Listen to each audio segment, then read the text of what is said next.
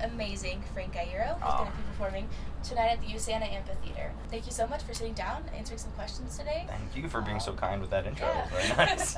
So, how are you doing today? How do you like Salt Lake City? I really like Salt Lake City. I've had a lot of experience coming to this town, had some great experiences. Yeah. Right. We're pretty far from the city center though, right? Yeah, downtown Salt Lake. Okay. Yeah, so I'm not used to that. I'm not used to that. But everything I know is in relation to like Kilby Core, basically. Right. So pretty much. Yeah. So if you don't mind, I'd love to talk about your latest album, Parachutes. Sure. So I know for Parachutes, you work with producer Ross Robinson, who's worked with artists like Korn and The Cure. But on your first album, Parachutes, you produced that kind of by yourself. Yeah, for the most part, yeah. How was that like working with him, and how is it kind of different between the albums? It's light years. You know, when I was making the first record, it was very much, I was just writing songs because it's just what I do. You know, it's like something I can't stop. You know, just like one of those things that just happens on a daily basis. Whether it's something to make my kids laugh or something that I think might be actually cool. So I was writing these songs and kind of trying to document this moment in time in my basement, and I never thought like, oh, I should go look for a producer and make this a record, because I didn't have any intention of making a record. It was just something I was doing. Gotcha.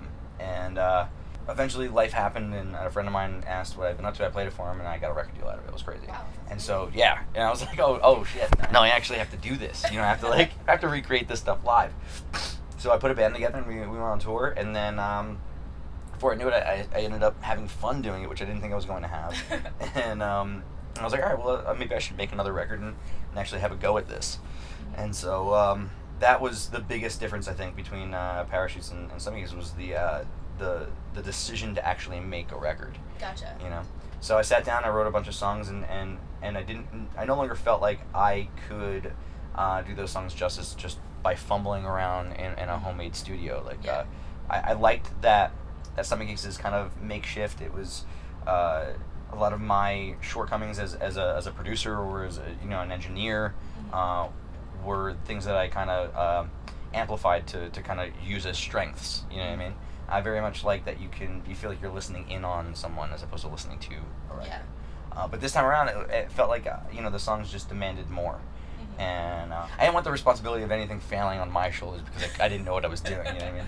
I was like, I'm putting so much hard work into this. Like, I really want these songs to be heard the way I felt like they needed to be heard. So we discussed. Our manager Paul discussed who would be right for the project, and I was like, well, the person that I've always thought would just pushes artists to the brink, and maybe sometimes even just kind of pushes them over the edge is Ross Robinson. And we've all heard the stories and the folklore behind it, and I've always just been too scared, and I was like, well, I think the things that scare me are the things that inspire me at this point in my life, so let's call up Ross. And he was into it, and it was the most unbelievable, fulfilling, gratifying, depleting creative experience of my entire life. Those are the best ones, It's all the stories cannot do it justice. It's crazy how much of a partnership he forms with you as a creative entity, and just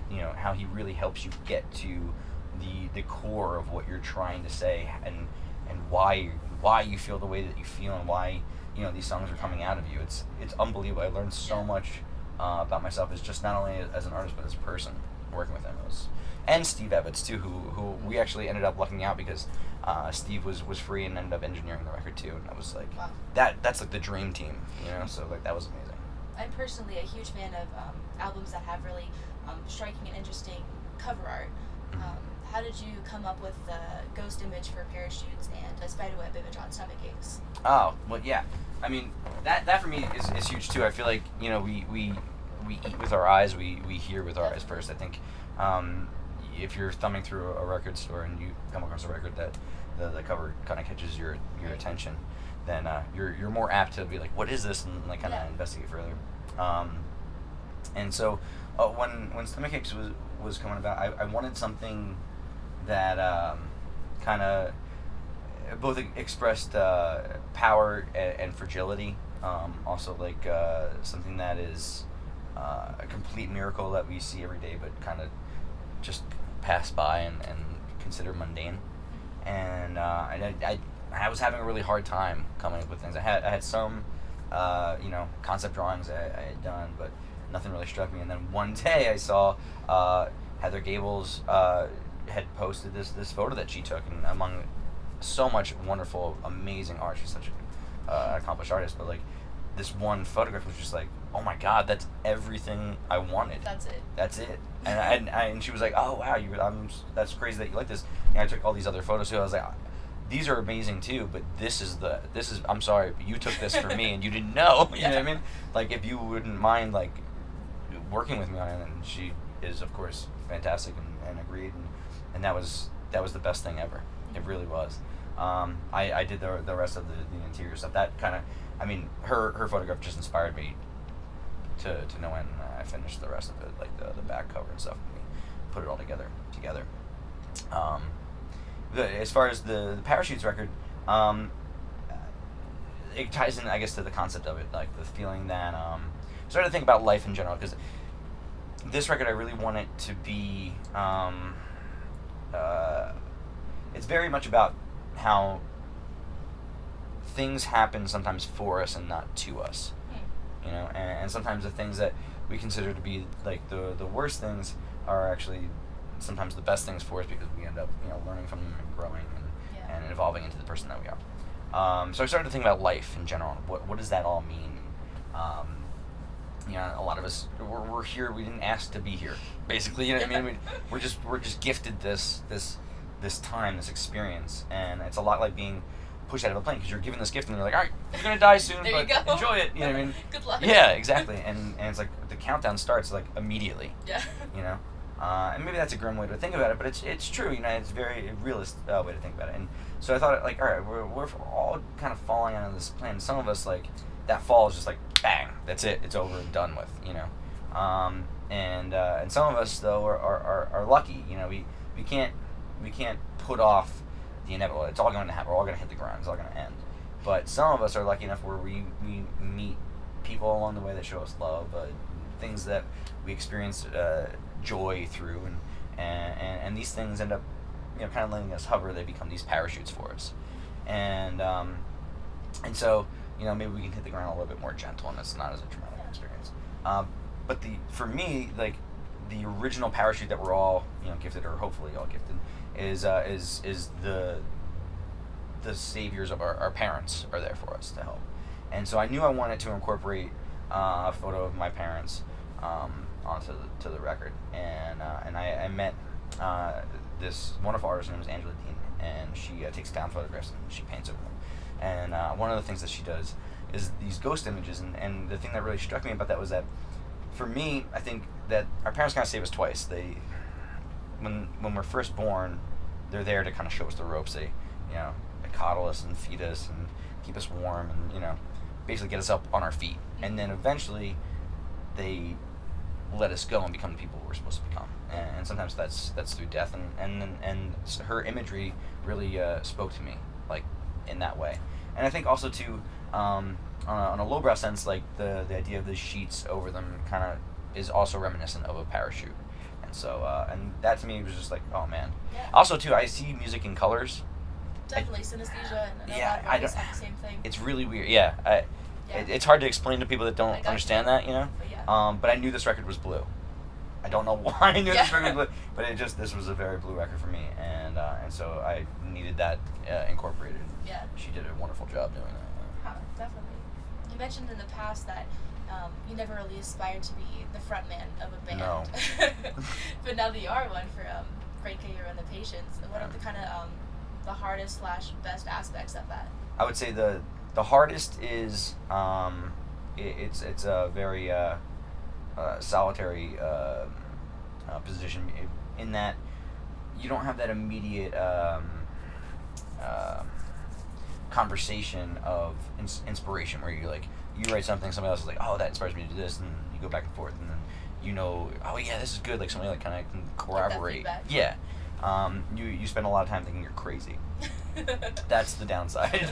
The upside is that when it does work out, like, you have this sense of pride that, like, all of this shit came from inside you, whether it be your brain or your heart, and that's pretty amazing, especially if you grow up.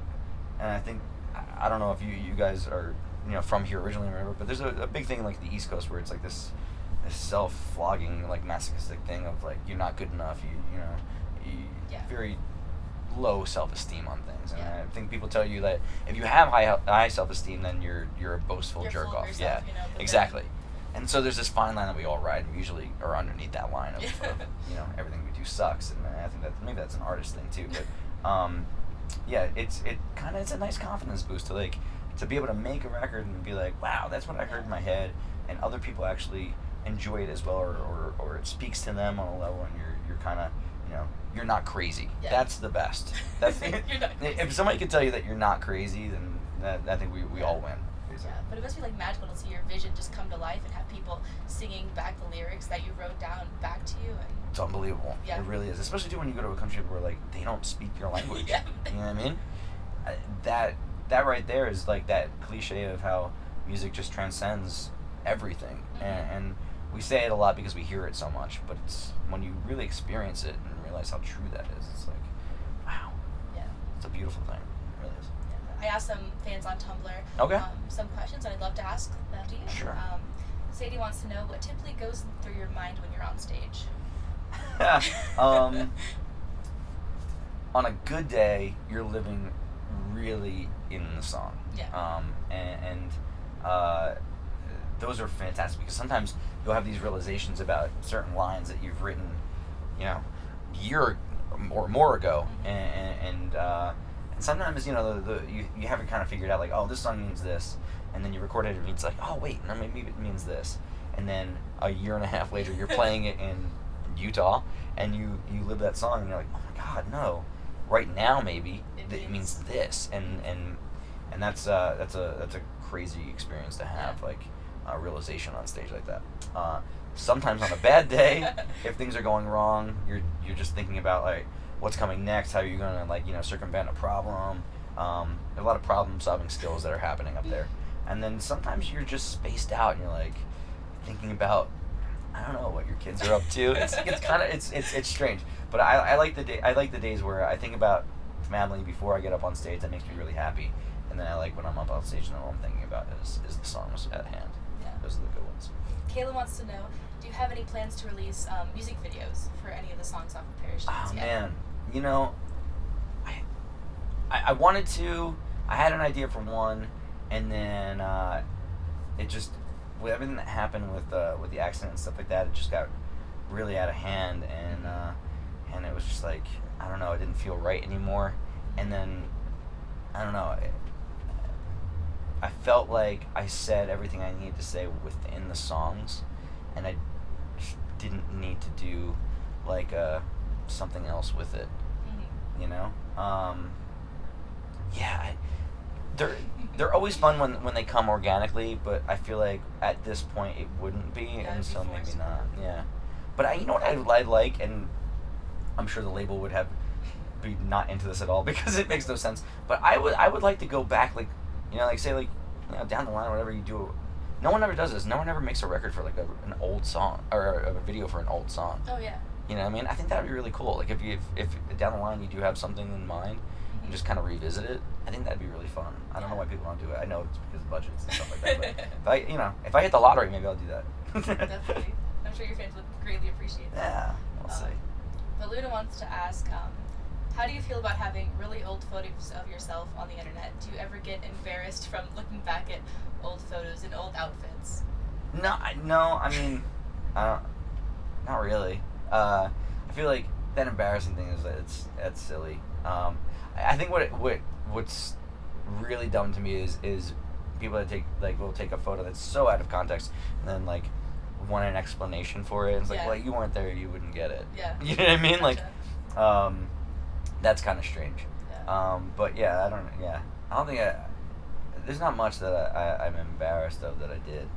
I feel like, it all got me to where I am now. So just part of the journey. Exactly. Yeah. Especially not because everybody's stealing my fucking haircuts from 20 years ago. Andy wants to know, you released the song BFF with your kids. Yeah. Was recording or filming difficult, and would you ever consider releasing more songs with them in the future?